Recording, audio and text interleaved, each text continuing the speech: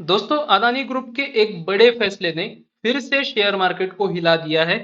Adani group ने अब अपनी जॉइंट वेंचर अदानी विल्मर से एग्जिट करने का फैसला किया है। पर इसका मतलब क्या है? सभी लोगों को पता होगा कि एग्जैक्टली इसका मीनिंग क्या है, बहुत सारे लोगों को पता भी नहीं होगा। बस हम उसी के बारे में आज का ये वीडियो रखे हैं। आज के वीडियो में हम इसके पीछे की पूरी कहानी समझेंगे और समझेंगे कि आपको इस वक्त क्या करना चाहिए। तो बने रहिए मेरे साथ, क्योंकि ये वीडियो आपके लिए बहुत इंपॉर्टेंट होने वाला है। ठीक है, चलिए पहले तो देख लेते एग्जैक्टली अदानी विल्मर का व्यू क्या था। जो इनका जॉइंट वेंचर कहा जा रहा है, आपको हर जगह पे दिख रहा होगा Adani to exit Wilmar joint venture. कहीं कहीं जगह पे आपको दिख रहा होगा अदानी टू एग्जिट विल्मर जेवी। ठीक है, अभी ये जेवी का फुल फॉर्म क्या होगा? Joint venture. ठीक है, वो क्या कर रहे हैं? To sell 44% in FMCG company for $2 billion.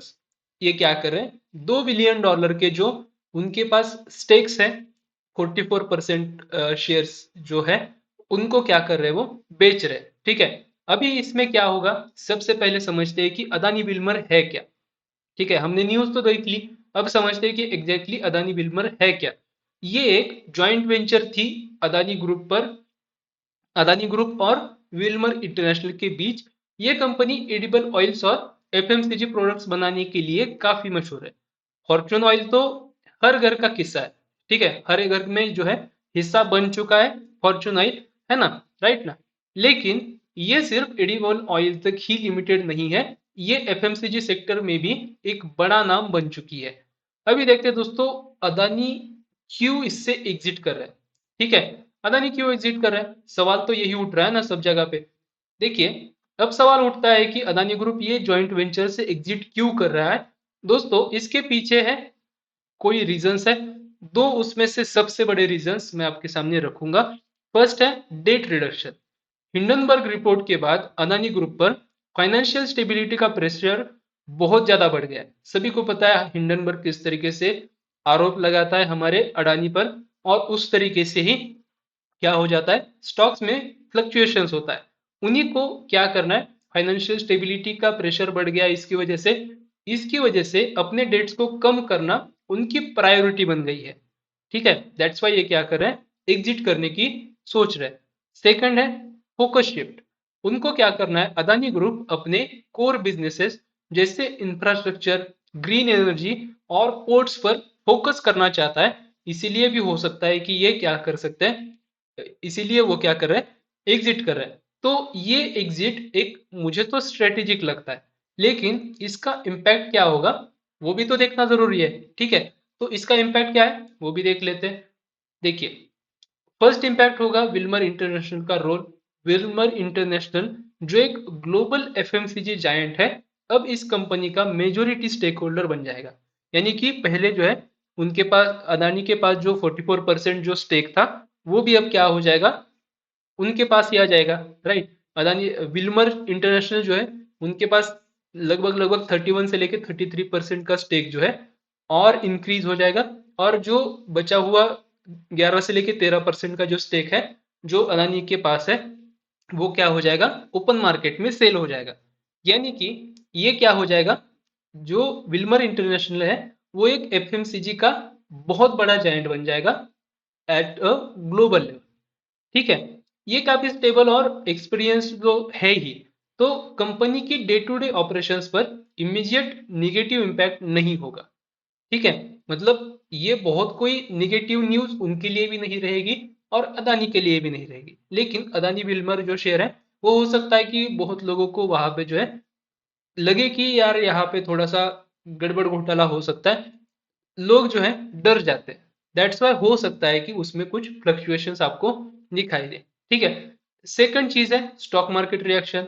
Stock price में शॉर्ट टर्म वोलेटिलिटी हो सकती है, क्योंकि अदानी ग्रुप का नाम इन्वेस्टर्स के लिए एक कॉन्फिडेंस फैक्टर है। इसकी वजह से मुझे नहीं लगता है कि ये जो फ्लक्चुएशंस है वो बहुत ज्यादा देर तक रह भी सकते हैं। ठीक है, आपको क्या करना चाहिए, चलिए समझ लेते हैं सबसे पहले। तो यहाँ पे मेन जो इम्पोर्टेंट जो रोल आता है या फिर एक पॉइंट निकल के आता है, वो ये है कि what should investors do. Investor को क्या करना चाहिए? तो फर्स्ट चीज उनको क्या करनी चाहिए, वो है शॉर्ट टर्म ट्रेडर्स के लिए। अगर आप शॉर्ट टर्म ट्रेडर हैं तो प्राइस वोलेटिलिटी का फायदा उठाने के लिए रेडी रहिए, लेकिन रिस्क को सबसे पहले ध्यान में रखिए। सेकंड नंबर चीज है long term investors. Long term investors को क्या करना चाहिए? अगर आपको एफएमसीजी सेक्टर की ग्रोथ और विल्मर इंटरनेशनल का मैनेजमेंट जो है उस पर कॉन्फिडेंस है तो पैनिक सेल मत करिए। सेल स्टॉक को क्या कीजिए, स्टॉक को फंडामेंटली समझिए और उसी के बाद जो है अपने डिसीजंस लीजिए। राइट। तीसरे जो बात है इंपॉर्टेंट वो है न्यू इन्वेस्टर्स के लिए। अगर आप नए हैं और ये स्टॉक खरीदने का प्लान कर रहे हैं तो पहले मार्केट सेंटिमेंट जो है वो सेटल होने का वेट करें और उसी के बाद अपना कोई डिसीजन ले। और इन सब का जो कंक्लूजन निकल के आ रहा है दोस्तों वो है कि अदानी ग्रुप का ये मूव एक बड़ा स्ट्रेटेजिक डिसीजन है और इसका इम्पैक्ट लॉन्ग टर्म में देखने को मिलेगा। उसी तरीके से रिटेल इन्वेस्टर्स को हमेशा याद रखना चाहिए कि रिसर्च करो, अपने गोल्स को सेट करो और इमोशनल डिसीजन से बचो। जिस तरीके से हमने हिंडनबर्ग की रिपोर्ट्स के बाद भी देखा है, 2 बार ऐसा हुआ है।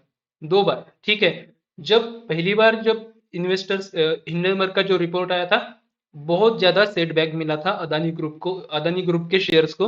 और जब वो सेटबैक मिला उसके बाद जो उछाल आया था दोस्तों वो देखने लायक था। राइट। दूसरी बार भी ऐसा ही हुआ, दूसरी बार छोटा मोटा ही गिरा, लेकिन जब वो रिकवर की स्पीड में आ गया तो बहुत हेवीली रिकवर कर गया। राइट। तो बस मेरा यही कहना है कि इमोशनल डिसीजन से बचे रहो। आपको क्या लगता है दोस्तों, अदानी ग्रुप का ये फैसला सही है या नहीं है? कमेंट सेक्शन में मुझे जरूर बताएं। और अगर ये वीडियो हेल्पफुल लगा हो तो लाइक करें, शेयर करें और चैनल को सब्सक्राइब करें। ऐसे ही अपडेट्स के लिए बने रहिए मेरे साथ। मैं मिलता हूँ आपसे नेक्स्ट वीडियो में, तब तक के लिए आप सभी को हैप्पी ट्रेडिंग।